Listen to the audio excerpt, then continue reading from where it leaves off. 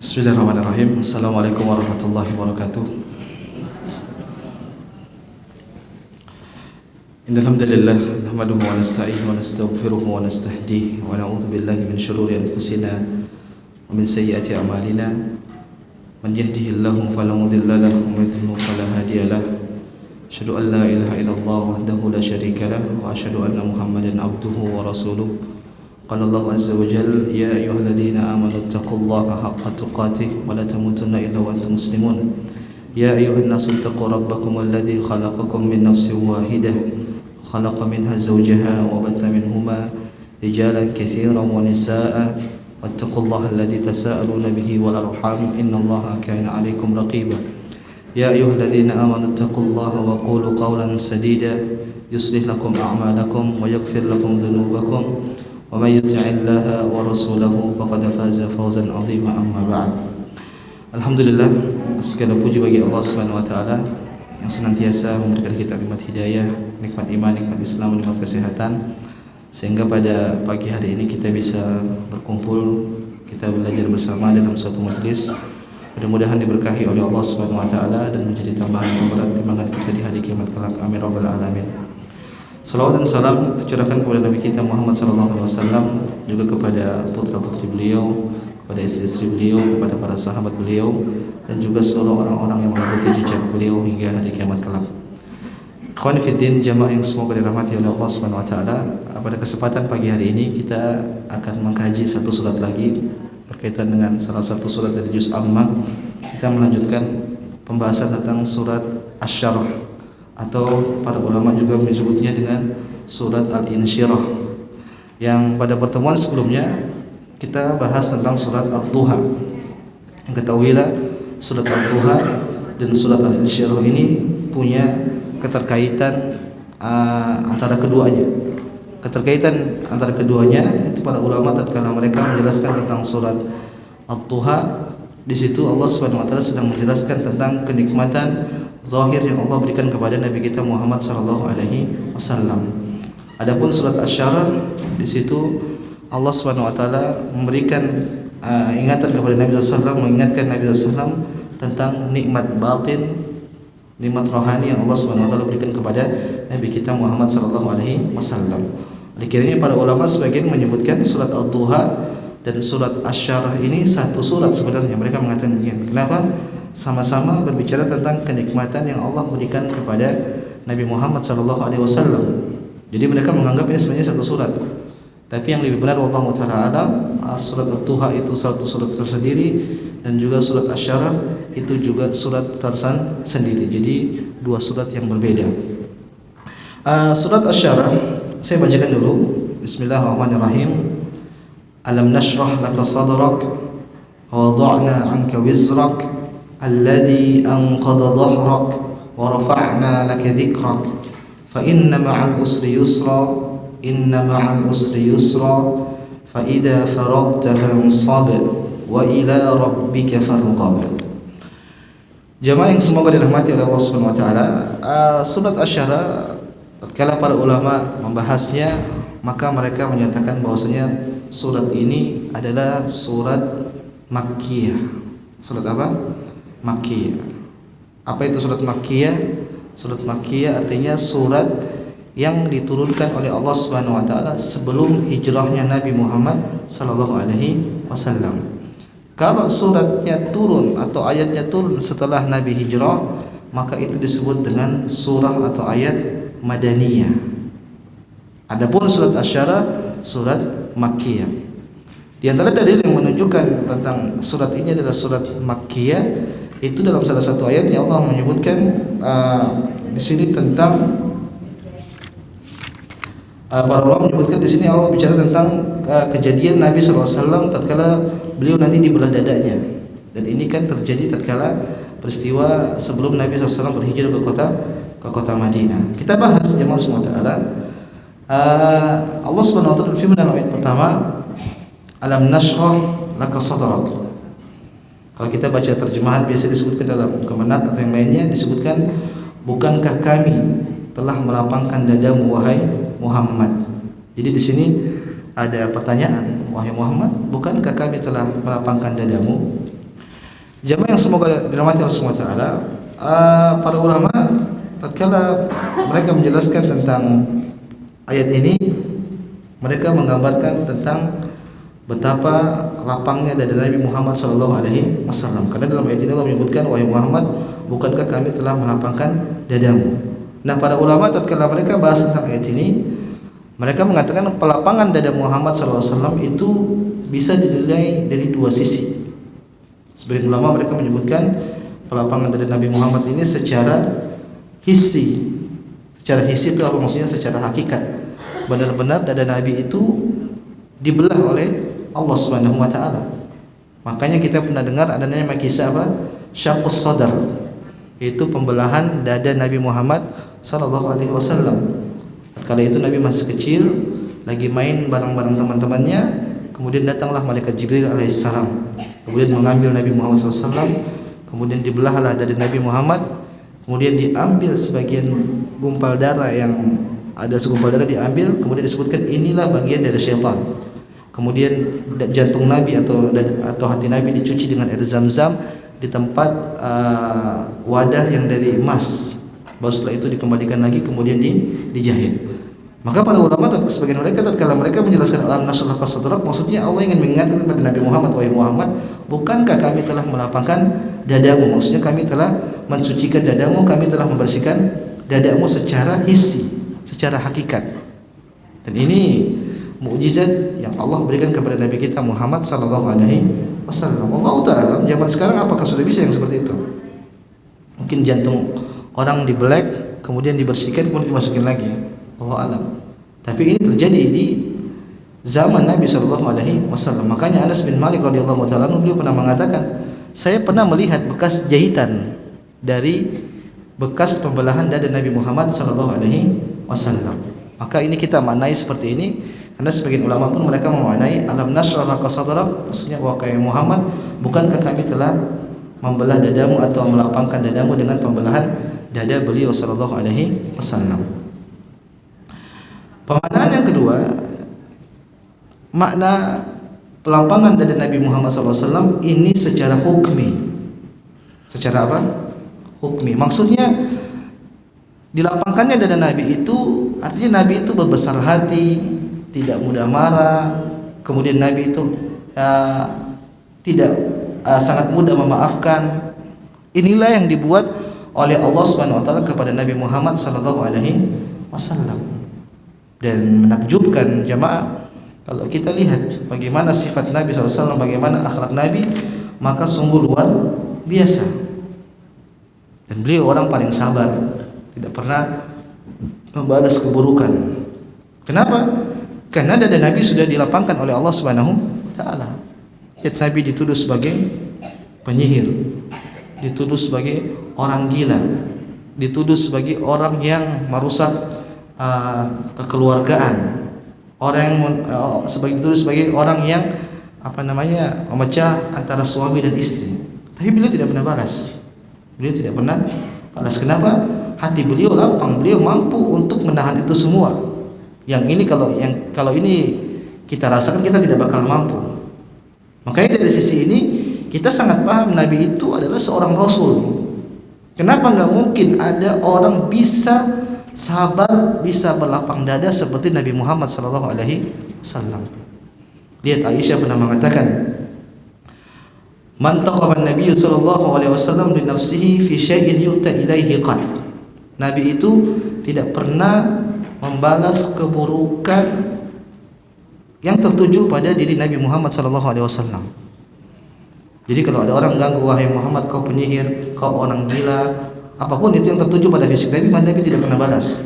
Dalam riwayat Nabi juga menyebutkan, Aisyah menyatakan, wala yujzi bisayyi'ah. Nabi SAW itu tidak pernah membalas keburukan. Tapi apa yang dilakukan oleh Nabi SAW, walakin ya'fu wa yasfah. Nabi lebih memilih untuk memaafkan dan berlapang dada. Inilah Nabi SAW.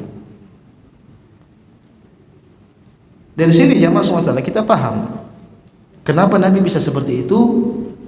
Ya karena wajar, karena Allah memang sengaja mendesain dada Nabi itu lapang, Dada Nabi itu berbesar hati, tidak mudah marah dan tidak mudah untuk marah-marah, dan sangat mudah untuk memaafkan kesalahan orang. Dan ini jamaah SWT harusnya yang kita harus hiasi pada diri kita.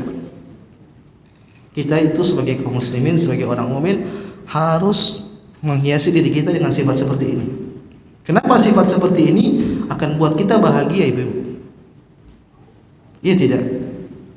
Contoh misalnya kita lagi ribut sama orang, ribut terus kita kasih udur, ini kayaknya dia lagi ribut di rumahnya nih, atau lagi nggak punya duit, makanya sikapnya kayak gini. Udah maafin aja deh, kasih udur. Ini lebih ringan daripada kita gerundel di rumah nanti. Kenapa tadi kayak begitu sih orang itu? Kita marah-marah, kita dendam. Itu bikin pusing, bikin sakit kepala. Tapi kalau kita lebih mudah memaafkan, kita kasih udur, ini lebih mudah. Kayak para ulama menyebutkan al-mu'min yatlubul ma'adir.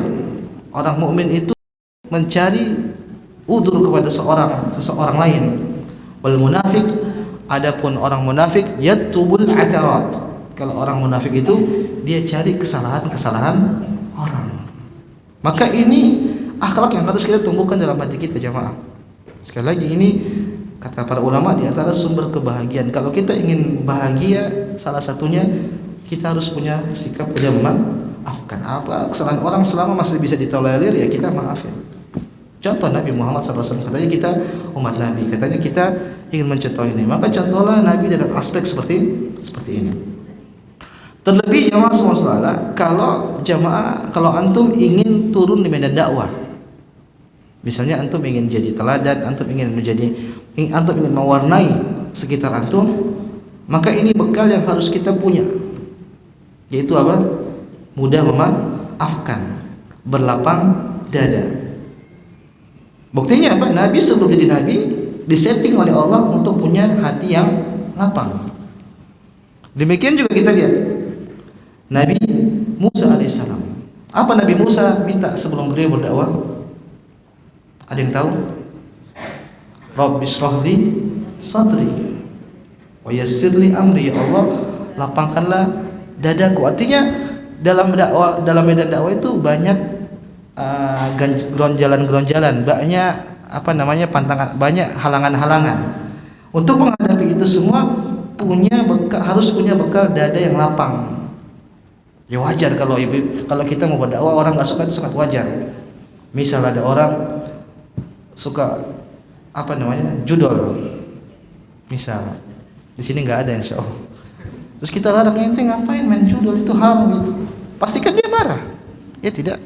Kenapa kesukaan dia, kebahagiaan dia kita usik?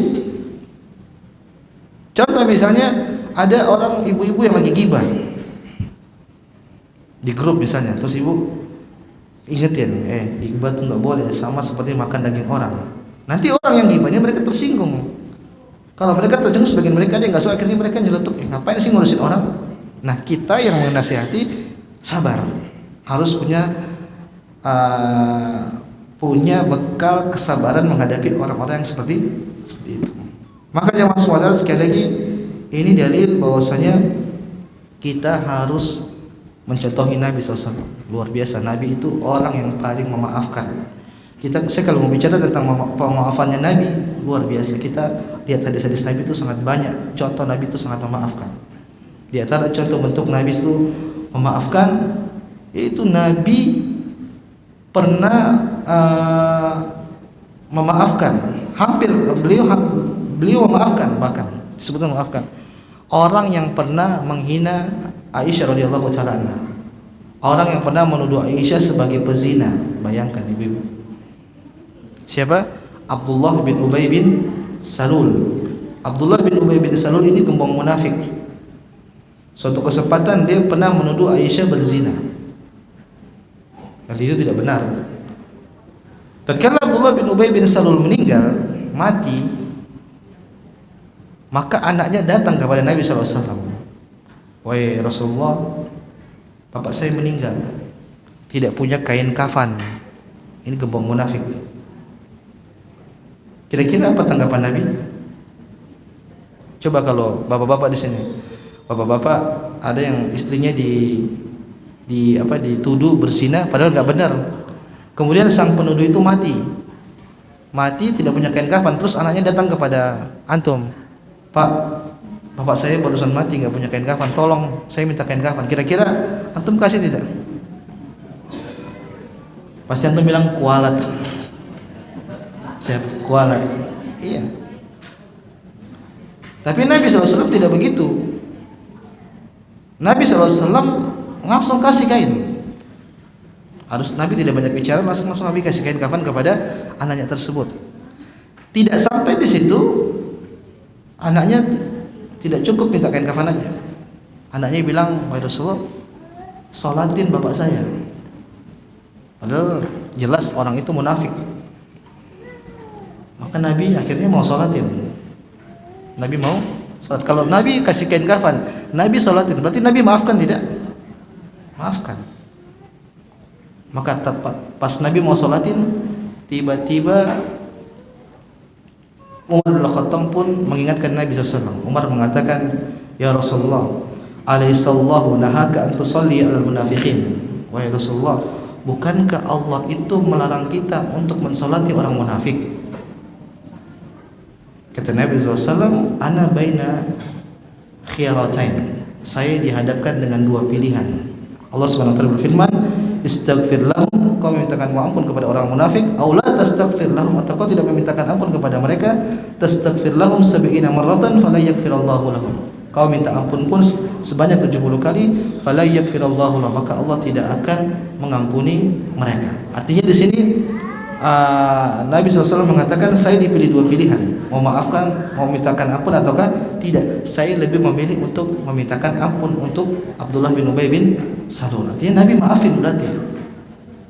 Apa yang terjadi? Maka turunlah firman Allah Subhanahu wa taala menegur Nabi sallallahu alaihi wasallam, wala tusalli ala ahadin minhum mata abada. Wahai Muhammad, janganlah kau salat orang-orang munafik, salah seorang dari antara mereka, dan jangan kau berdiri di atas kuburan mereka. Ternyata ayat turun sesuai dengan pendapat Umar bin Khattab radhiyallahu taala anhu. Ini dalil menunjukkan betapa agungnya Umar bin Khattab. Umar bin Khattab menginginkan Nabi, tapi ternyata Nabi belum memilih untuk memaafkan. Barulah turun firman Allah Subhanahu wa taala menegur Nabi, jangan salatin orang-orang munafik. Artinya saya ingin sampaikan di sini betapa mulianya akhlak Nabi. Beliau bisa memaafkan orang yang telah menyakiti beliau sallallahu alaihi wasallam. Maka kita sebagai umat Muslim pun hendaknya kita seperti itu. Wajar, kita ini makhluk sosial. Kita butuh muamalah, kita butuh interaksi, kita butuh berbaur. Namanya kita sering berbaur pasti ada salah. Nabi menyebutkan kullu bani Adam khata', setiap anak Adam pasti melakukan kesalahan. Nah, terkadang kita yang buat salah, terkadang orang lain yang buat salah. Nah, kalau permasalahannya masih bisa ditolerir, masih bisa diskusi, udah maafin aja mending lah, daripada ribut panjang-panjang, bikin pusing, bikin darah tinggi, mending dimaafin. Allahu taala alam. Jemaah yang semoga dirahmati Allah Subhanahu wa taala. Ayat kedua, Allah Subhanahu wa taala berfirman, wa wada'na anka dzikrak, dan kami pun telah mengangkat atau menurunkan, menghilangkan beban darimu. Saya ulang, wada'na anka wizrak, dan kami pun telah menghilangkan beban darimu atau menurunkan beban darimu. Jemaah semoga Allah taala, di situ ada kata wizrak. Ada kata apa? Wizrak. Wizrak itu kalau kita pelajari dalam bahasa Arab, di antara maknanya adalah dosa. Wizr. Di antaranya contoh seperti firman Allah Subhanahu wa taala, wala taziru waziratun wizra ukhra. Setiap orang tidak menanggung dosa orang lain. Berarti makna wizr salah satunya itu adalah dosa. Maka di sini muncul pertanyaan, dosa di sini maksudnya apa? Dan kami telah menghilangkan darimu dosa darimu. Maka para ulama di sini menyebutkan ada tiga pendapat. Yang pertama, mereka menyebutkan di sini dosa di sini adalah dosanya umat Muhammad sallallahu alaihi wasallam. dosanya umat Muhammad sallallahu alaihi wasallam. Jadi begini Ibu, kalau umat Islam mereka berdosa, melakukan maksiat, itu memberatkan Nabi Muhammad SAW. Nabi nggak suka, artinya Nabi agak khawatir. Kenapa? Saking sayangnya Nabi Muhammad kepada umat Islam. Kalau ada orang buat dosa umat Muslim, beliau berat. Jadi beliau merasa ada yang gundah seperti itu. Maka kata Allah Subhanahu Wa Taala, wa wada'na anka zikra, anka wizra. Wahai Muhammad, kami telah menghapuskan atau menghilangkan beban darimu. Maksudnya menghapuskan beban itu, menghapuskan beban dari dosa dari umat Nabi Muhammad sallallahu alaihi wasallam. Makanya Allah mengatakan azizun alaihi ma anittum. Nabi SAW itu merasa berat apa yang memberatkan umatnya. Ini menunjukkan betapa sayangnya Nabi SAW kepada kita sebagai umat Nabi Muhammad sallallahu alaihi wasallam.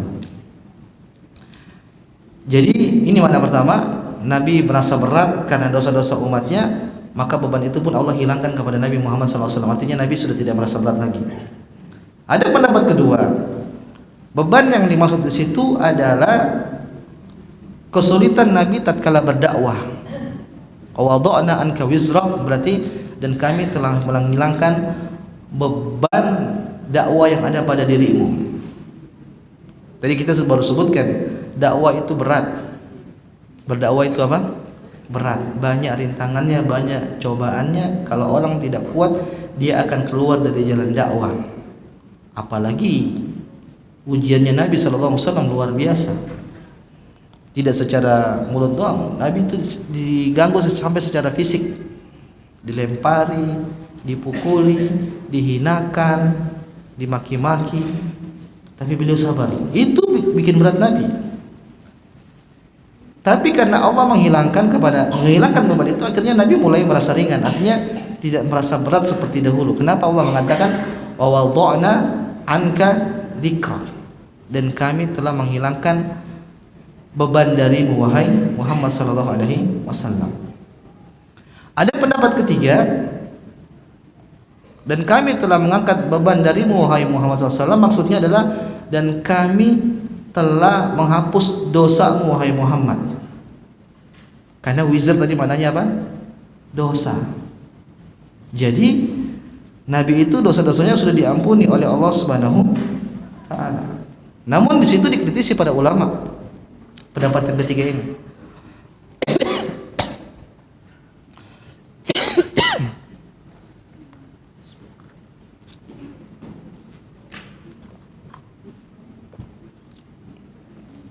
Mereka menyebutkan kalau kita maknai di situ dosa, dan kami telah mengangkat dosa-dosamu wahai Muhammad. Pertanyaannya, apakah Nabi SAW berdosa? Ini dibahas sama ulama. Apakah Nabi SAW itu berdosa? Wallahu ta'ala alam. Jawaban yang lebih benar bahwasanya Nabi itu juga berdosa. Nabi juga itu berdosa. Namun para ulama tatkala mereka menjelaskan dosa-dosa Nabi itu sama sekali bukan dosa-dosa yang sangat buruk, tapi dosa-dosa yang ringan, dosa-dosa yang tidak terjatuh dalam perkara akhlak lainnya. Saya sebutkan di antara contoh-contoh para anbiya mereka dosa. Contoh misalnya Nabi Adam alaihissalam. Nabi Adam bersalah tidak? Bersalah. Wa asa Adam rabbahu. Kata Allah Subhanahu wa taala, Nabi Adam pernah menyelisih perintah Allah Subhanahu wa taala. Tidak boleh memakan dari sebuah pohon, buah dari sebuah pohon. Akhirnya Nabi Adam makan. Akhirnya diturunkanlah Nabi Adam ke bumi. Berarti ada salah. Tapi akhirnya diampuni oleh Allah Subhanahu wa taala. Contoh misalnya Nabi Musa alaihissalam. Apa kesalahan Nabi Musa? Nabi Musa pernah memukul orang tidak sengaja, akhirnya meninggal. Allah mengatakan fawakazahu Musa faqada alaihi. Nabi Musa pukul dia, akhirnya orang itu meninggal. Tapi setelah itu Nabi Musa dimaafkan oleh Allah Subhanahu wa taala. Demikian juga Nabi Nuh alaihissalam. Nabi Nuh pernah bersalah. Apa kesalahan Nabi Nuh? Nabi Nuh pernah memintakan ampun untuk anaknya yang sudah meninggal, anaknya itu kafir. Dan Nabi Nuh dilarang oleh Allah untuk memintakan ampun untuk anaknya. Kenapa? Anaknya itu mati dalam keadaan kafir. Ini dalil tidak boleh kita mendoakan orang kafir.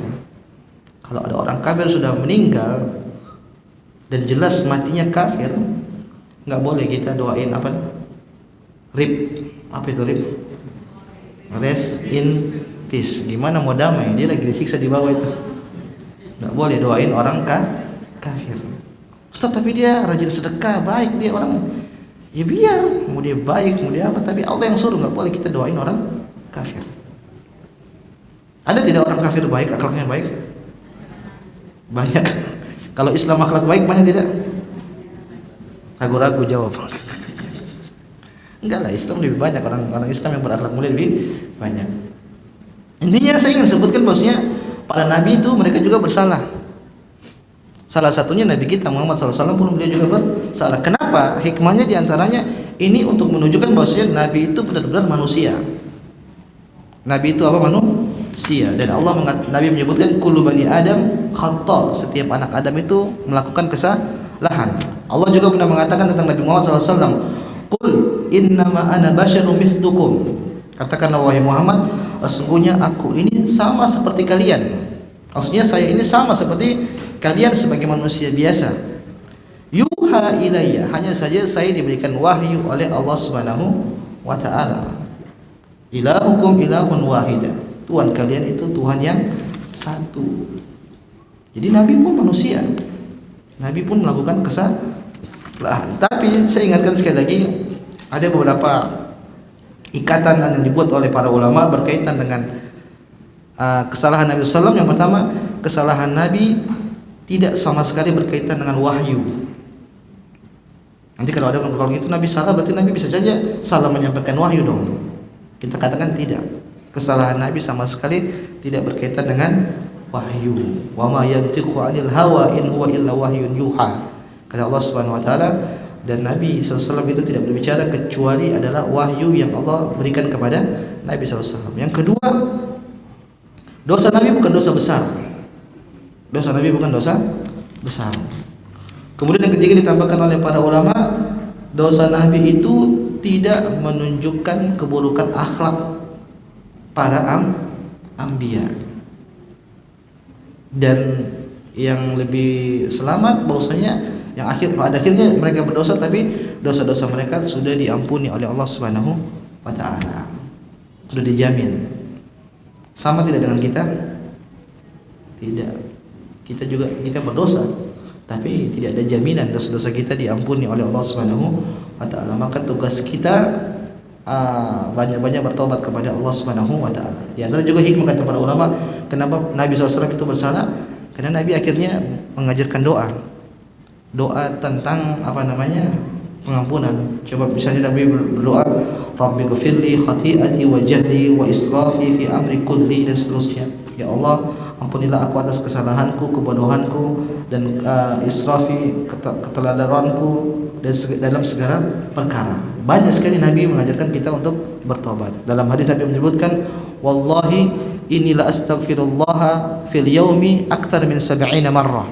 Kata Nabi SAW, demi Allah, aku ini beristighfar kepada Allah Subhanahu wa taala sehari lebih daripada 70 kali, dan riwayat 100 kali. Ini menunjukkan 70 100 ini menunjukkan angka yang sangat banyak, tidak membatasi.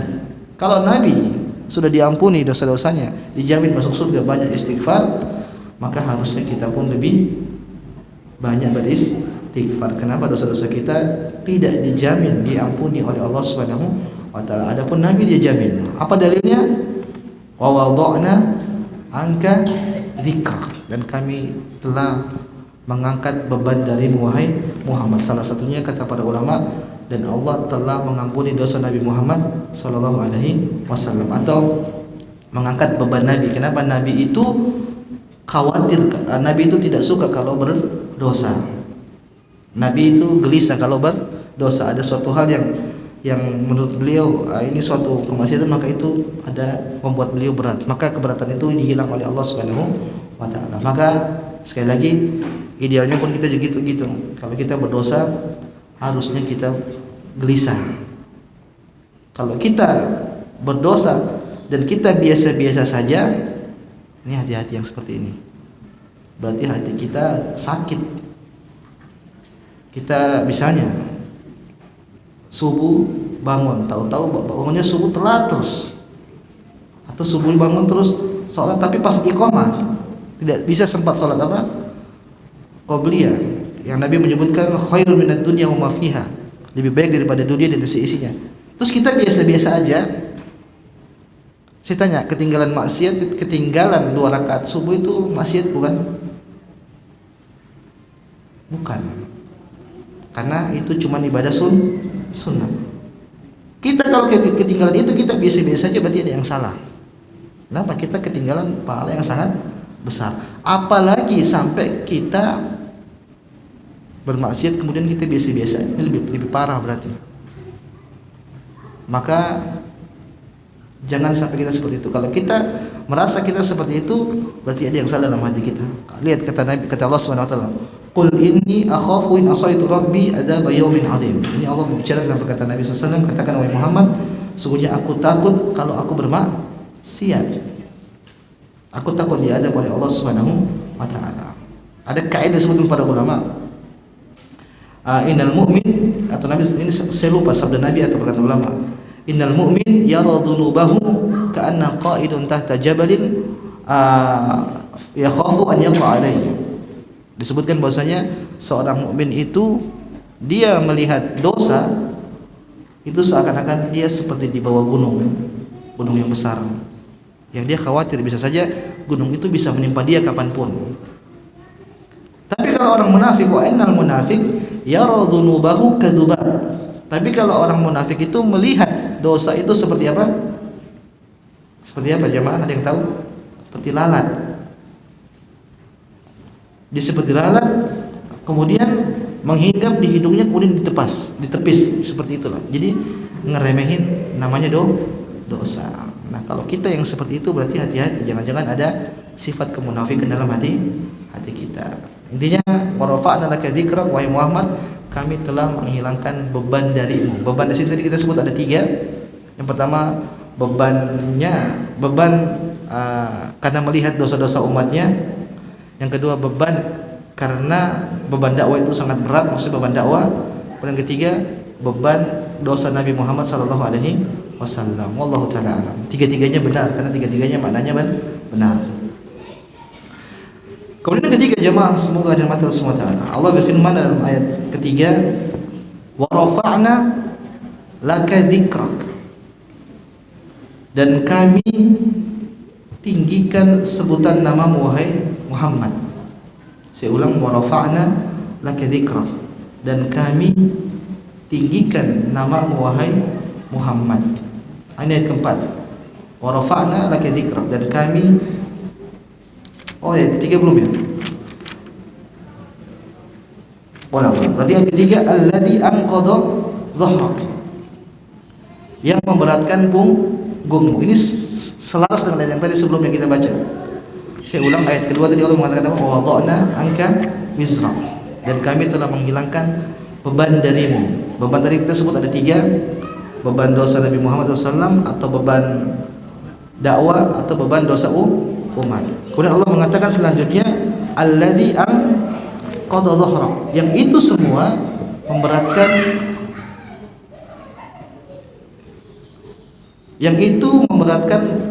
pundakmu wahai Muhammad sallallahu alaihi wasallam. Alladzi anqadha dhahrak, perhatikan di situ ada kata anqadha. Anqadha itu kalau kita belajar bahasa Arab dia berasal dari kata naqdun.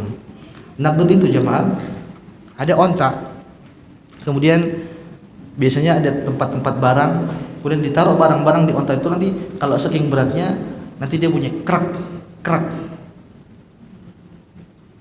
Itu ingin menunjukkan bahwasanya beban itu sangat berat yang dibebani oleh Nabi Muhammad SAW. Nah, beban-beban itu tadi kita sebutkan dihilangkan oleh Allah Subhanahu wa taala sebagai bentuk rahmat dari Allah kepada Nabi kita Muhammad SAW. Lanjut kita baca ayat keempat. Allah Subhanahu wa taala berfirman, "Wa rafa'na laka dzikrak." dan kami tinggikan namamu, sebutanmu wahai Muhammad. Jemaah yang semoga dirahmati Allah Subhanahu wa taala, para ulama tatkala mereka menjelaskan ayat ini, mereka mengatakan ini keistimewaan khusus buat Nabi Muhammad sallallahu alaihi wasallam yang tidak ada pada nabi-nabi yang lain. Jadi nabi itu namanya senantiasa akan terus hidup sampai hari kiamat. Sampai apa? Hari kiamat. Dan terbukti nama nabi diangkat di azan. Nama nabi tatkala orang berkhutbah seperti ini disebut-sebut nama beliau sallallahu alaihi wasallam dalam hadis-hadis. Kemudian dalam salat pun kita sebut nama Nabi Muhammad sallallahu alaihi wasallam. Banyak sekali sebutan-sebutan yang ini menunjukkan nama nabi itu pasti terangkat terus. Yang sekali lagi ini tidak ada pada nabi-nabi yang lain. Jamaah semua taala, yang menarik Ibnu Taimiyah rahimahullahu taala kalau beliau menjelaskan ayat ini, beliau mengatakan kita sebagai umat muslim pun punya kesempatan seperti itu. Artinya kita punya kesempatan untuk bisa nama kita terangkat atau nama kita dikenang orang dan kita senantiasa dianggap, didoakan oleh orang seperti Nabi Muhammad SAW. Caranya bagaimana? Yaitu dengan mengikuti jejak beliau SAW. Saya bacakan perkataan Ibnu Taimiyah. Beliau mengatakan ini, walladzina a'lanu ma ja'a bihi an-nabiy sallallahu alaihi wasallam fasara lahum nasibun min qawlihi ta'ala wa rafa'na laka dzikra. Dan orang-orang yang menyiarkan atau mendakwakan apa yang dibawa oleh Nabi Muhammad SAW, maka mereka pun mendapatkan kesempatan dari firman Allah Subhanahu wa taala, wa rafa'na laka dzikra. Tadi wa rafa'na laka dzikra maksudnya apa? Dan kami angkat namamu wahai Muhammad. Barang siapa yang mau jadi seperti ini, wa rafa'na laka dzikra, maka dia harus mengikuti jejak Nabi, yaitu berdakwah.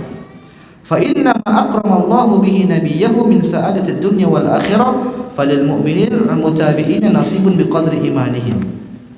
Allah Subhanahu wa taala memberikan kebahagiaan dunia dan akhirat bagi Nabi sallallahu alaihi wasallam, maka seorang mukmin pun kalau meneladani beliau sejauh mana keimanan beliau, dia akan dapat yang seperti itu, dapat kebahagiaan di dunia dan juga di akhirat.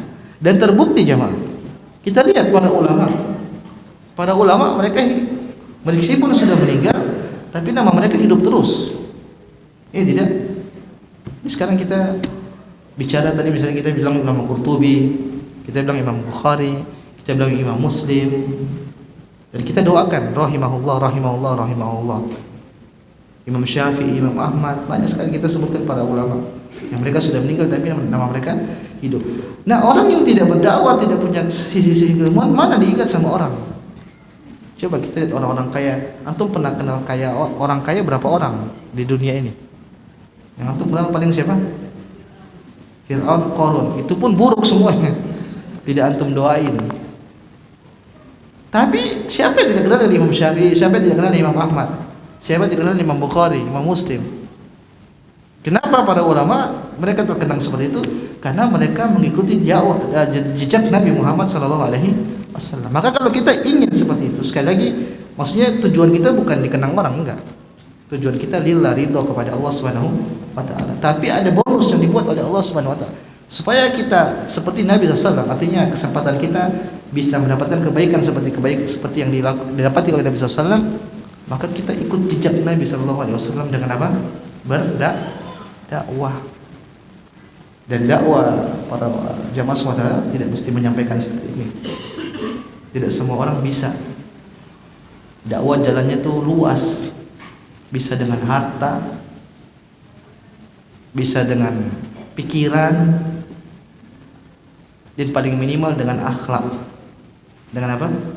Akhlak. Ini yang paling mudah, enggak ada alasan orang tidak bisa berdakwah. Caranya gimana? Ya sudah, kita mewarnai orang di sekitar kita.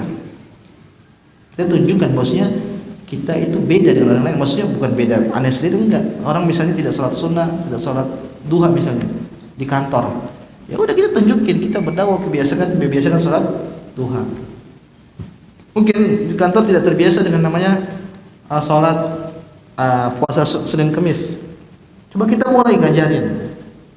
Kita berarti dakwahin secara meskipun kita nggak ngomong, tapi kalau orang lihat, insya Allah ini orang ini kok begini, nanti dia akan terbawa dalam hal tersebut. Kita ketemu orang, kita salamin, kita tanya kabar, itu kan akhlak diajarin oleh Nabi Shallallahu Alaihi Wasallam, dan itulah bentuk dakwah. Itu adalah bentuk dakwah. Kalau kita dengan niat tujuan mengikuti jejak Nabi SAW, insya Allah Allah akan mudahkan, dan insya Allah akan berdampak kepada orang-orang di sekitar kita. Intinya kita niat tulus mencari keridhaan Allah Subhanahu wa taala. Maka inilah makna wa rafa'na laka dzikra, dan kami angkat namamu wahai Muhammad setinggi-tingginya, yaitu nama Nabi selalu hadir, selalu ada dalam syahadat, dalam salat, dalam adzan, dalam hadis-hadis, dalam pelajaran, dalam khutbah, nama Nabi selalu disebut sallallahu alaihi wasallam. Kemudian selanjutnya, jamaah yang semoga dirahmati Allah Subhanahu wa taala, ayat yang ke-5 dan yang ke-6, Allah Subhanahu wa taala berfirman, "Fa inna ma'al usri yusran, inna ma'al usri yusran." Kata Allah Subhanahu wa taala, maka sesungguhnya bersama kesulitan itu ada kemudahan. Sesungguhnya bersama kesulitan itu ada kemudahan. Di situ Allah mengulang. Jadi ayat ke-5 dan ayat ke-6 itu mirip. Cuman yang ayat ke-5 ada fa-nya, ayat yang ke-6 tidak ada fa-nya. Jamaah semoga dirahmati Allah Subhanahu wa taala, ini ayat perlu menjadi kaidah kehidupan kita. Apalagi kita menjalani kehidupan pasti banyak kesulitan. Saya yakin masing-masing kita punya cobaan masing-masing. Ada yang diuji dengan hartanya, ada yang diuji dengan keluarganya, ada yang diuji dengan teman kantornya, macam-macam lah. Nah, kita harus yakin sama ayat ini. Allah menyebutkan sesungguhnya bersama kesulitan itu pasti ada kemudahan. Allah ulang lagi, sesungguhnya bersama kesulitan itu pasti ada kemudahan. Dan ayat-ayat yang seperti ini banyak. Contoh seperti firman Allah Subhanahu wa taala, "Sayaj'alullahu ba'da usrin yusra." Dan Allah akan menjadikan setelah kesulitan itu kemudahan. Bahkan dalam hadis Nabi juga pernah bersabda, "Wa inna nasra ma'as sabri." Sesungguhnya pertolongan itu bersama kesabaran. Wa anal faraja ma'al karbi, dan juga kelapangan itu datang bersama penderitaan. Wa anna ma'al usri yusra, dan sesungguhnya bersama kesulitan itu kemudahan. Banyak sekali yang mengatakan seperti itu. Jamaah semua taala, kita tadabbur ayat ini. Ayat ini para ulama menyebutkan ada banyak penekanan. Artinya di sini Allah ingin menegaskan benar-benar kemudahan itu pasti beriringan dengan kesulitan, atau kesulitan itu pasti beriringan dengan kemudahan. Sehingga dalam dua ayat ini banyak penekanan. Kita bahas satu-satu. Ada penekanan pertama di situ namanya huruf inna. Kalau kita baca bahasa Arab ada di situ namanya huruf inna. Inna ma'al. Huruf inna itu kalau kita baca bahasa Arab fungsinya adalah untuk menegaskan. Sungguh gitu maksudnya. Sungguh benar-benar. Artinya la syakka fihi, tidak ada keraguan sama sekali. Ini penekanan yang dibuat pertama oleh Allah Subhanahu wa taala. Penekanan yang kedua, Allah ulang. Allah ulang tidak? Iya. Ayat 5 dan juga ayat 6. Jadi Allah mengatakan sesungguhnya. Kemudian yang kedua Allah ulang. Berarti penekanannya sudah 2. Penekanan ketiga, di situ Allah datangkan al-usri dengan ma'rifat, dan yusron dengan nakirah. Artinya gini, di situ penekanan yang agak sedikit detail. Ibu-ibu harus, para jamaah harus lebih fokus. Coba perhatikan, inna ma'al usri yusran, inna ma'al usri yusran. Lihat, di situ kata al-usri pakai alif lam kan? Kalau yusron tidak. Oke? Kalau kita belajar bahasa Arab, alif lam itu menunjukkan ma'rifah. Berarti usri yang ayat ke-5 sama usri yang ayat ke-6 itu sama. Jadi kesulitan yang di ayat 5 dan kesulitan di ayat ke-6 itu sama. Satu kesulitan. Tapi tatkala Allah mendatangkan diksi yusron, di situ Allah tidak pakai alif lam, tapi Allah datangkan dengan nakirah. Nakirah itu lawannya ma'rifah, artinya pakai tanwin. Kalau kita belajar bahasa Arab, itu maknanya kemudahan atau yusron yang ayat kelima dan yusron ayat keenam itu beda. Kesimpulannya apa? Satu kesusahan pasti ada dua kemudahan. Saya ulang biar ibu jemaah sini paham, lebih fokus. Di situ ada dua kata, yusra al-usri sama yusran. Usri atau usru itu maknanya apa? Kesulitan. Oke? Di kesulitan di situ ternyata Allah pakai alif lam. Ini menunjukkan kesulitan di ayat kelima dan kesulitan ayat keenam itu sama. Kenapa? Ada pengaitnya namanya alif lam, sehingga kesulitan ayat kelima ayat keenam itu satu kesatuan. Oke? Sekarang kita bicara tentang yusron. Yusron itu maknanya apa? Kemudahan. Kita lihat yusron ayat kelima dan yusron ayat keenam itu pakai tanwin. Pakai apa? Tanwin. Yang ini menunjukkan yusron 5 sama yusron 6 itu beda. Kemudahan di ayat kelima, kemudahan ayat keenam itu beda. Berarti maknanya kalau ada satu kesulitan, datang dua kemudahan. Intinya itu. Tadi penjelasan nggak paham, yang penting ibu paham ini. Satu kesulitan, ada dua kemudahan. Berarti ini penegasan Allah yang keberapa? Yang ketiga. Saya ulang. Yang pertama tadi apa? Inna, sesungguhnya. Yang kedua, Allah ulang, inna ma'al usri yusran, inna ma'al usri yusran.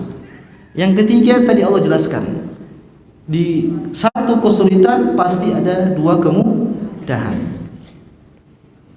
Dari sini para ulama mengatakan nggak mungkin satu ngalahin dua. Ya tidak? Lan yagliba usrun yusrain. Tidak mungkin satu kesulitan itu bisa mengalahkan dua kemudahan. Artinya kalau ada kesulitan pasti yang menangi kemudahan. Pasti. Cuman kita mau sabar atau tidak? Sekarang yang keempat, di situ Allah menggunakan ma'a. Ma'a itu artinya apa? Bersama. Sesungguhnya kesulitan itu bersama kemudahan. Berarti kesulitan dan kemudahan itu sepaket. Maksudnya begitu. Nggak mungkin ada kesulitan nggak ada kemudahan, itu nggak mungkin. Sepaket, pasti kalau ada kesulitan pasti ada kemudahan. Bahkan kemudahannya dua tadi kita sebutkan. Bahkan kemudahannya dua. Ini penekanan-penekanan yang dijelaskan oleh para ulama yang harusnya buat kita yakin. Kalau kita cuma baca sesungguhnya mas bersama kemudian ada bersama kesulitan itu kemudian kayaknya kurang apa? Kurang dalam. Ternyata kalau kita tadabburi luar biasa maknanya. Saya ulang pertama, di situ ada inna, sesungguhnya, benar-benar penekanan. Yang kedua, Allah ulang. Fa inna ma'al usri yusra, inna ma'al usri yusra. Berarti sudah ditekanin, diulang lagi. Yang ketiga Allah tekankan lagi. Satu kesulitan pasti ada dua kemudahan. Yang keempat Allah mengatakan bersama. Dampingan berarti beriringan. Artinya kalau ada kesulitan pasti yang ragu pasti ada namanya kemudahan. Bahkan Ibnu Mas'ud mengatakan begini, "Lau dakhala al-usru fi juhrin la ja'al yusru hatta yadkhula alaihi." Kalau kesulitan itu masuk ke lubang, maka kemudahan itu pasti akan ngikut juga ke lubang tersebut. Jadi sini jamaah SWT kita harus ingat sama ayat ini. Kalau kita mendapatkan musibah, mendapatkan kesulitan, pasti akan datang kemudahan. Cuman yang jadi masalah kita mau sabar atau tidak. Kita mau sabar atau tidak? Oke lah kita supaya kok nggak datang-datang kesabar, nggak datang-datang pertolongan, sabar terus. Berarti Allah ingin kita dapat pahala sabar sebanyak-banyaknya. Jangan sampai kita seudon sama Allah. Mana ma'al usri yusra kok nggak datang-datang ke apa namanya? Kemudahan. Itu namanya seudon sama Allah Subhanahu wa taala. Bisa jadi kufur, mengingkari ayat Allah Subhanahu wa Dan betapa banyak orang seperti itu, dia tidak sadar dengan lisannya, akhirnya dia mengungkapkan hal-hal yang bisa menjatuhkan kepada kekufuran, bentuk suudzon kepada Allah SWT. Suudzon itu dosa besar. Maka tugas kita, kalau kita dapat kesulitan, dapat kesusahan, maka kita harus bersabar, karena kita yakin kemudahan itu pasti akan datang. Oke lah, kita tidak dapat kemudahan itu, tinggal mati berarti. La yukallifullahu nafsan illa wus'aha. Allah itu tidak akan menguji umat hambanya melebihi kapasitasnya. Selama kita masih hidup, berarti kita masih bisa mampu menjalani itu. Fa inna nafsan lan tamutta hatta tastawfiya rizqaha. Setiap jiwa tidak akan mati sampai rezekinya semua terpenuhi. Artinya kalau kita masih bisa hidup, berarti kita bisa mampu. Masih ada bantuan-bantuan yang pasti Allah berikan. Tapi kalau kita sudah tidak mampu, berarti kita akan mati. Simpelnya seperti itu. Tapi ini teori. Perlu latihan untuk menjalankan hal tersebut. Saya bicara enak yang tapi itu teori yang harus kita terapkan dalam kehidupan kita. Intinya bersabar. Allah mengatakan, "Wa may yattaqillaha yaj'al lahu makhraja." Barang siapa yang bertakwa, pasti Allah akan kasih jalan keluar. Dan yang menakjubkan tatkala Allah menjelaskan ayat itu, ada yang tahu ayat itu berkaitan dengan permasalahan apa? Permasalahan talak. Wa may yattaqillaha yaj'al lahu makhraja. Ini Allah berbicara tentang talak. Kemudian di akhir Allah mengatakan, barang siapa yang bertakwa, Allah akan jadikan jalan keluar. Kenapa demikian para jamaah SWT? Cerai itu perkara yang sangat berat bagi manusia, apalagi biasanya bagi para wanita. Tapi Allah mengatakan kalau dijalani dengan ketakwaan, insya Allah tidak ada penyesalan.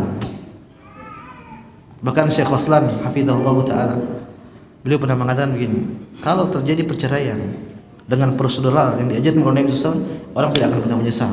Kenapa orang banyak menyesal kalau perceraian? Karena tidak bertakwa kepada Allah Subhanahu wa taala, karena tidak sesuai prosedural. Contoh misalnya ada orang mau cerai suami istrinya. Coba saya tes di sini jamaah, ada yang tahu tidak? Waktu boleh menjatuhkan talak itu kapan? Ada yang tahu tidak? Karena ada waktu tidak boleh kita menjatuhkan talak. Hah? Itu kan masih bingung, masih ragu kan, bingung, nggak tahu.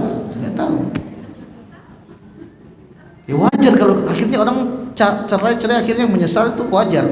Karena nggak tahu proseduralnya.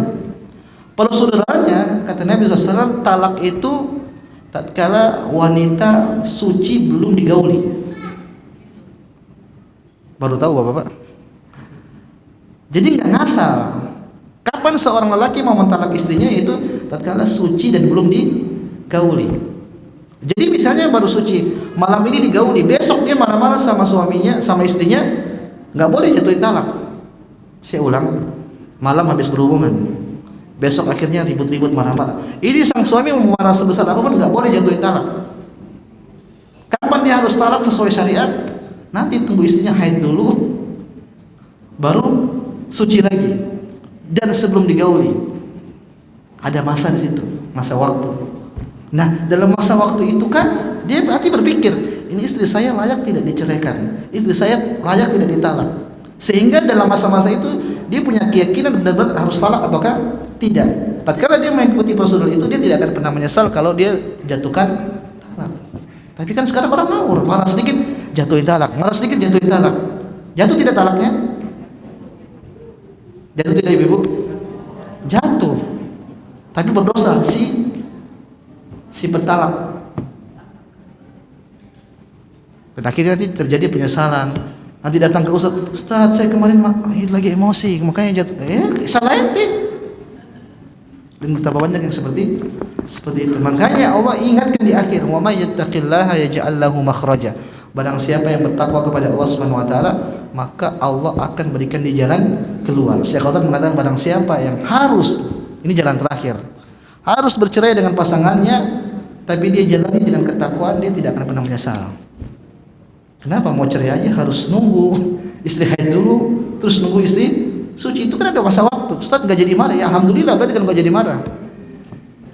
Seperti itu. Inilah indahnya syariat Islam. Cuma banyak orang nggak tahu yang seperti ini.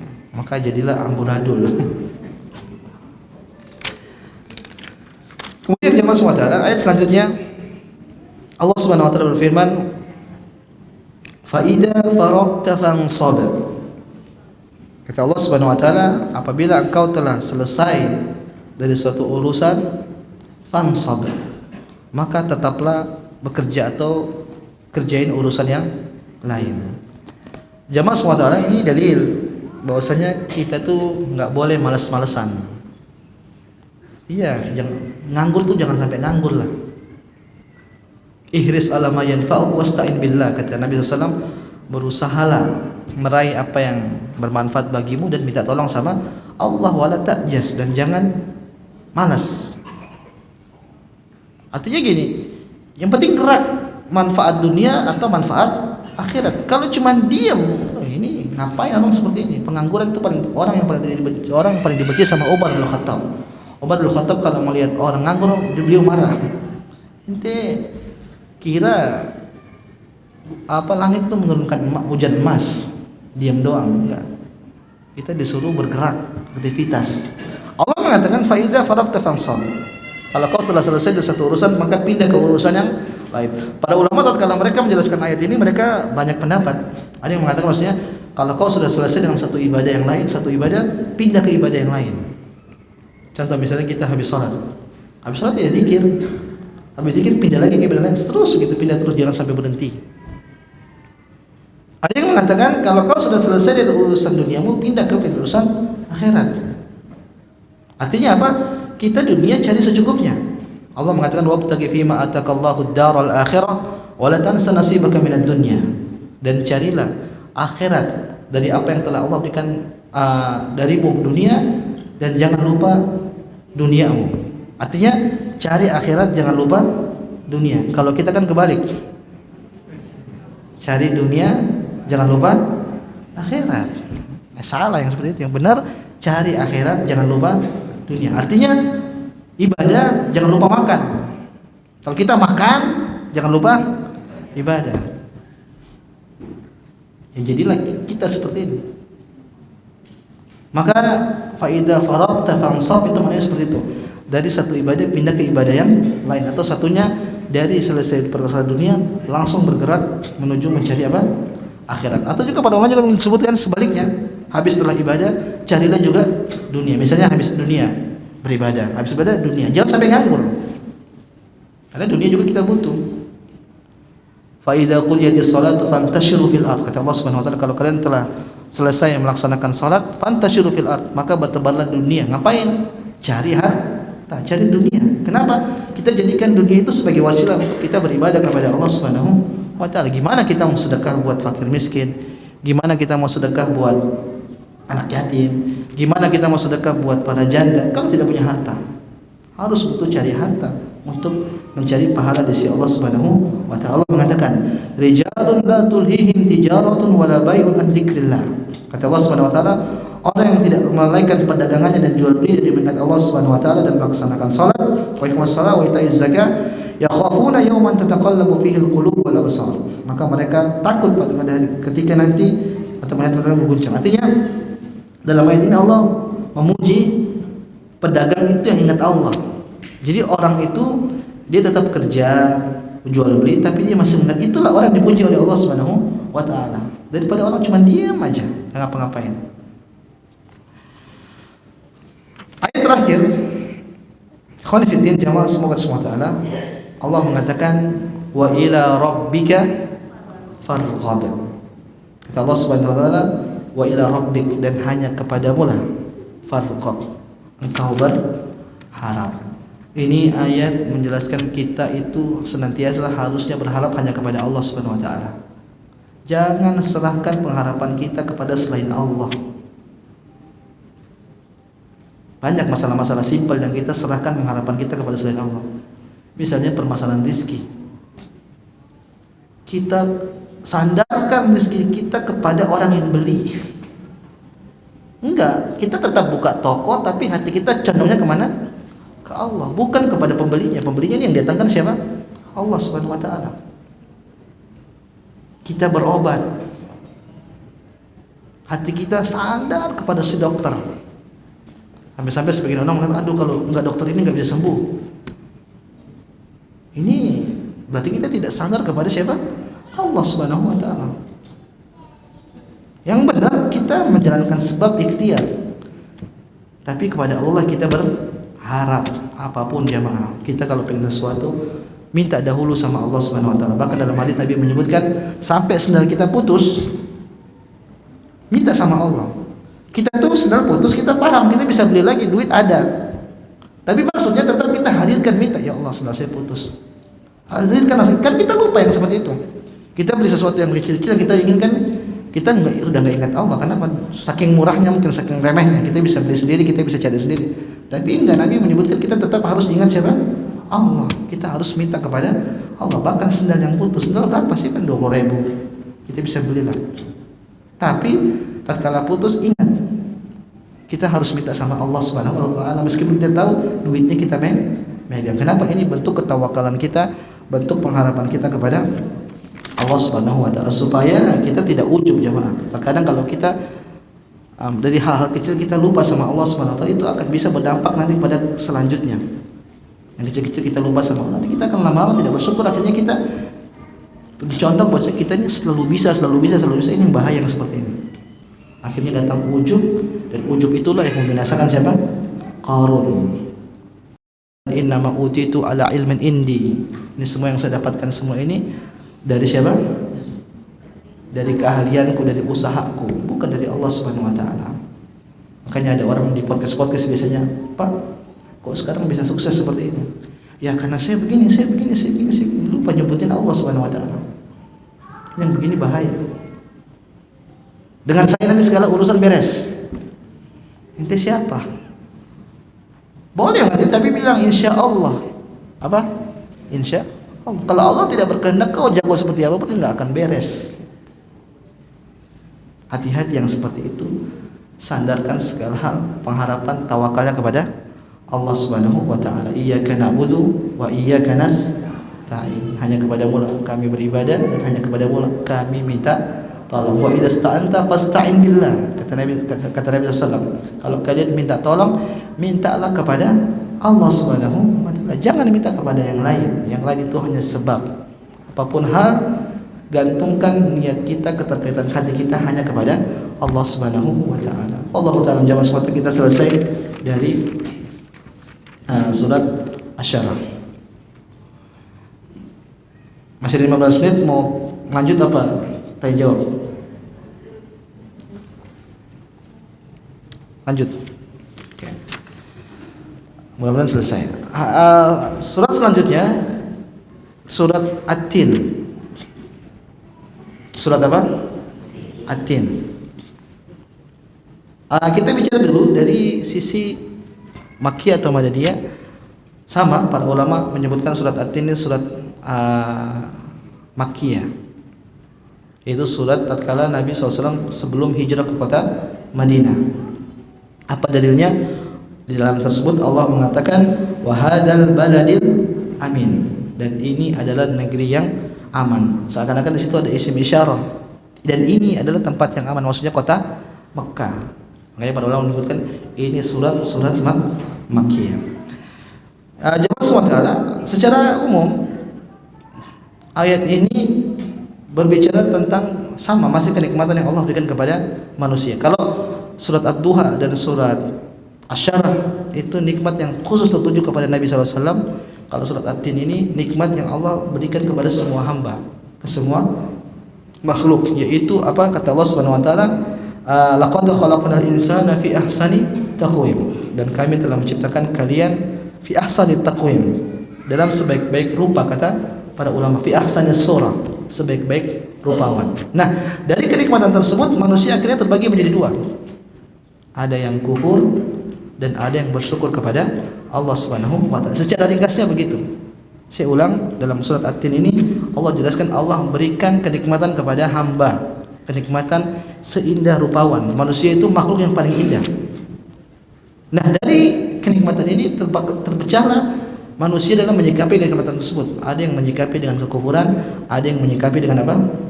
kesyukuran kepada Allah Subhanahu wa taala. Kita baca ayat pertama. Allah Subhanahu wa taala berfirman, "Wat-tini waz-zaitun."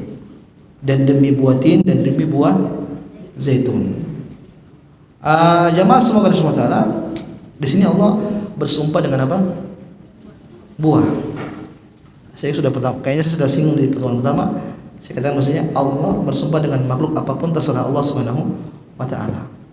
Mau bersumpah dengan buah, dengan matahari, dengan bulan, terserah Allah. Itu makhluk-makhluk Allah, Allah yang menciptakan. Tapi kita sebagai makhluk, kita enggak boleh bersumpah kecuali dengan Allah. Bahkan kepada Rasul pun enggak boleh. Nabi menyebutkan man halafa falyahlif billah. Barang siapa yang bersumpah, maka hendaknya dia bersumpah dengan nama Allah. Man halafa bi ghairillah faqad asyrak. Barang siapa yang bersumpah atas nama selain Allah, maka sungguh dia telah berbuat kesyirikan. Maksudnya syirik kecil. Maka enggak boleh mengatakan demi Allah dan demi Rasulullah. Enggak boleh. Cukup demi Allah.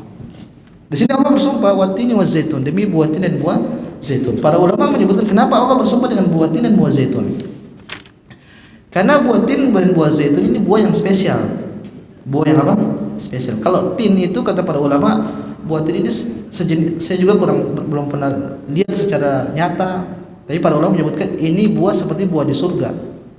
Artinya buah itu kalau diambil dekat kemudian dimakan langsung habis. Beda dengan durian. Durian diambilnya susah, bukanya juga susah. Kalau tin tidak. Tin itu diambil dekat, pendok pohonnya tidak tinggi katanya, diambil langsung ditelan, semuanya bisa ditelan. Kira-kira apa selain buah itu?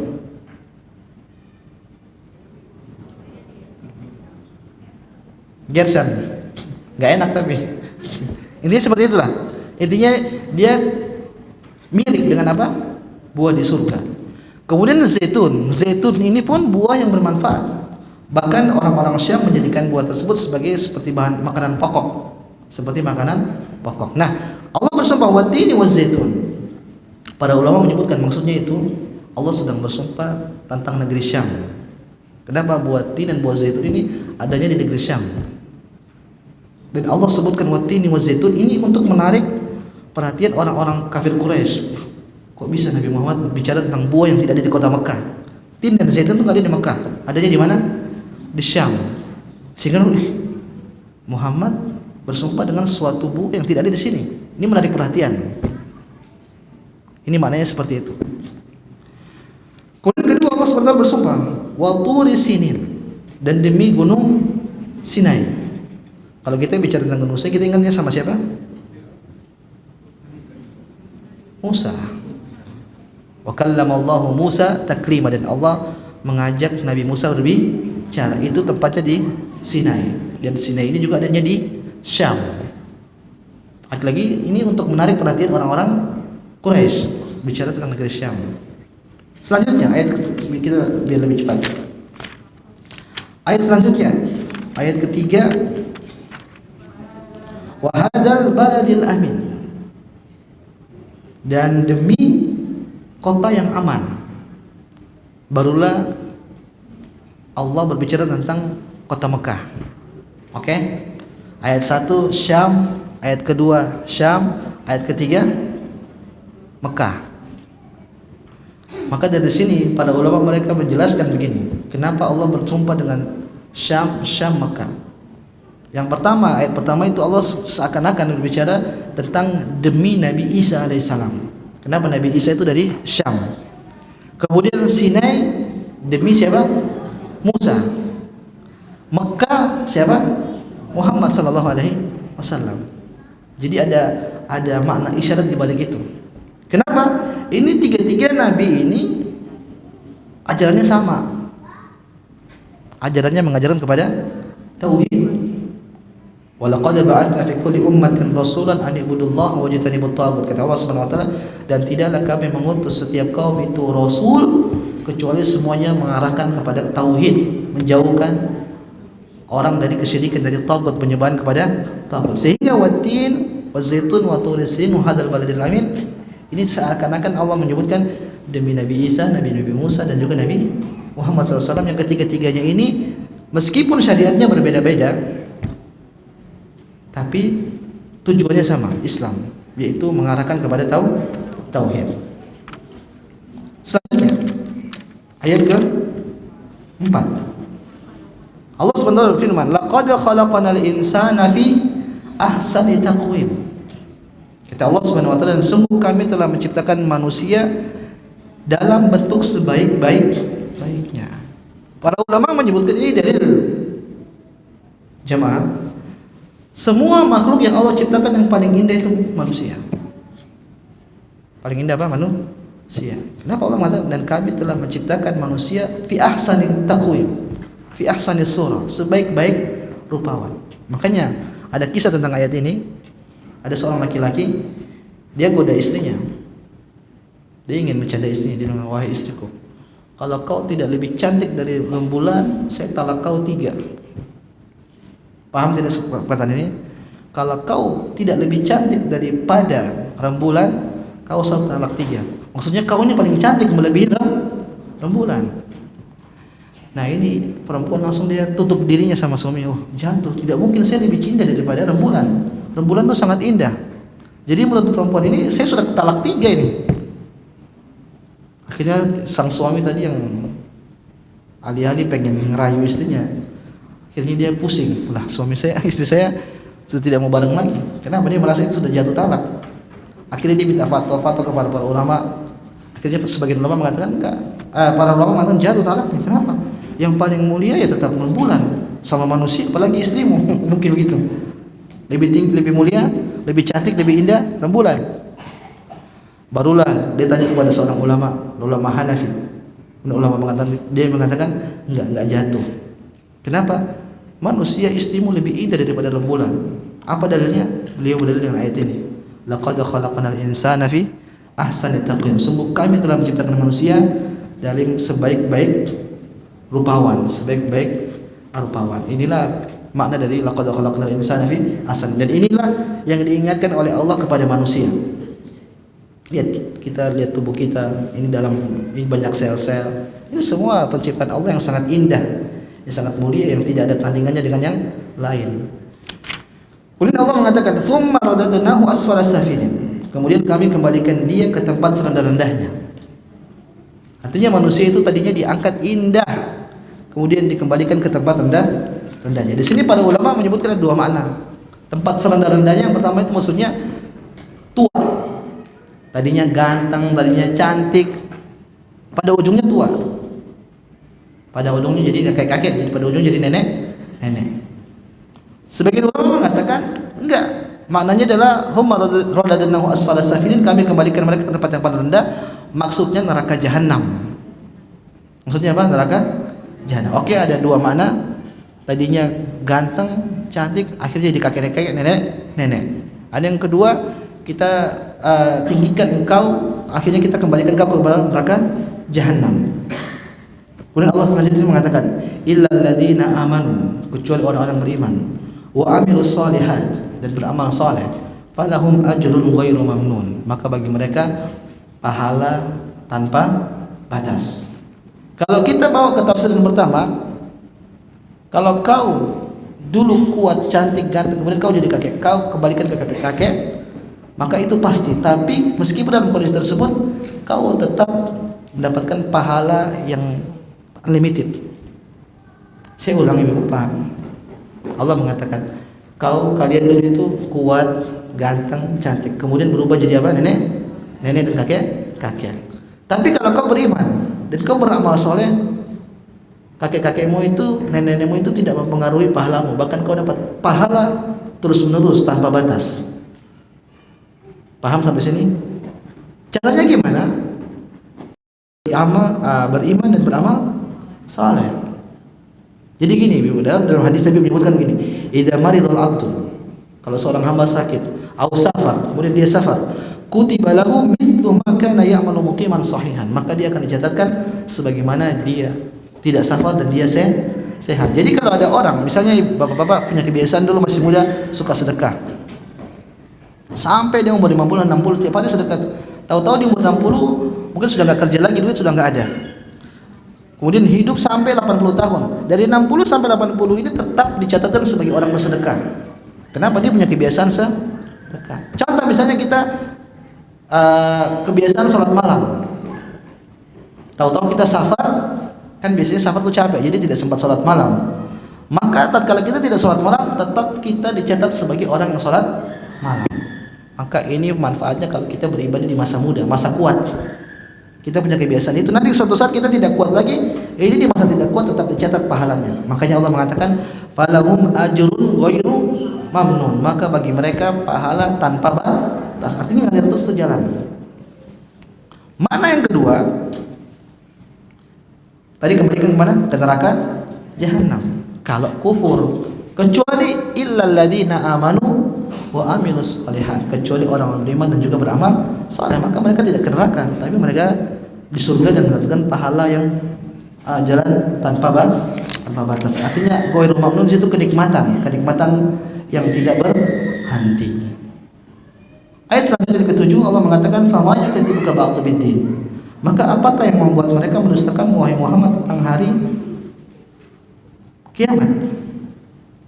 Jadi terus kenapa mereka mendustakan engkau wahai Muhammad, padahal hari kiamat itu pasti ada.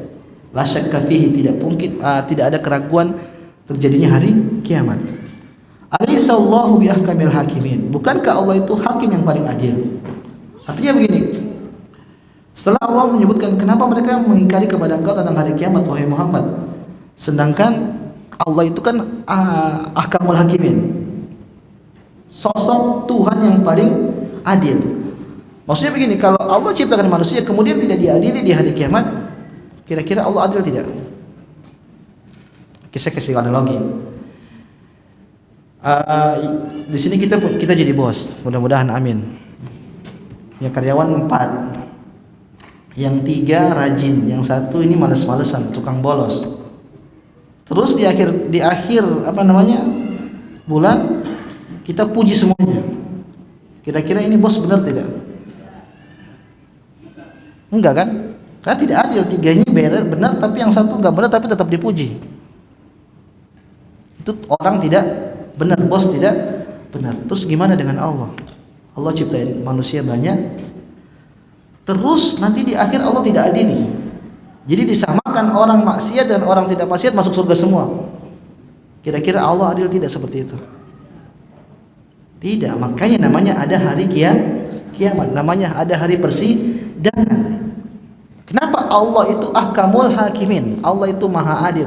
Allah tidak mungkin membiarkan makhluknya begitu aja. Artinya dilepas itu akhir ujung-ujungnya sama semua, enggak. Semuanya ada namanya pertanggungjawaban. Maka ini maknanya alaihissallahu biahkamil hakimin. Maka sekali lagi ayat ini mengingatkan kita jemaah sekalian, Allah itu sudah berikan kita nikmat banyak. Di antara satu nikmat tadi kita diberikan kekuatan, kesehatan, ganteng, cantik dan seterusnya. Apakah kita kufur atau tidak? Kita syukuri dengan banyak beribadah, beriman dan beramal saleh. Tapi kalau kita kufur, maka kita akan mendapatkan asfarasafilin, mendapatkan neraka jahanam. Waliyadzubillah. Wallahu a'lam bishawab. Ini yang kami sampaikan 2 surat pada pagi hari ini, surat Asy-Syarah dan surat At-Tin. Mudah-mudahan yang sedikit ini bisa bermanfaat bagi saya pribadi dan antum sekalian. Kalau ada benarnya dari Allah Subhanahu wa taala, kalau salahnya saya mohon maaf. Wallahu taala a'lam. Ada pertanyaan?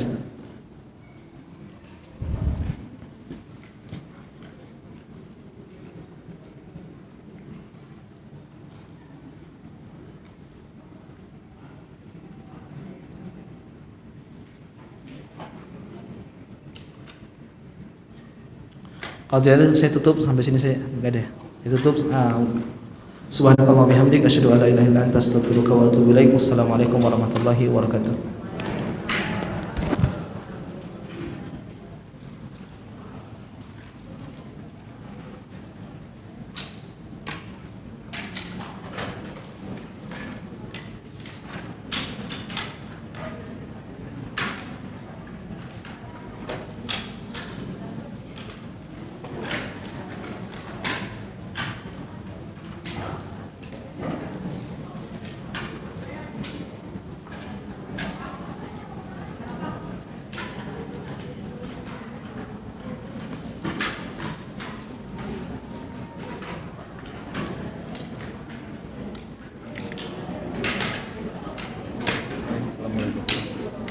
Halo, assalamualaikum mas.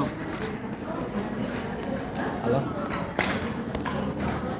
Apa mas? Ya, tadi baru ngisi kajian baru selesai. Jadi gimana tuh Mas selanjutnya? Ada problemnya di mana? Nah. Iya. Iya iya. Iya iya. Iya. Oh.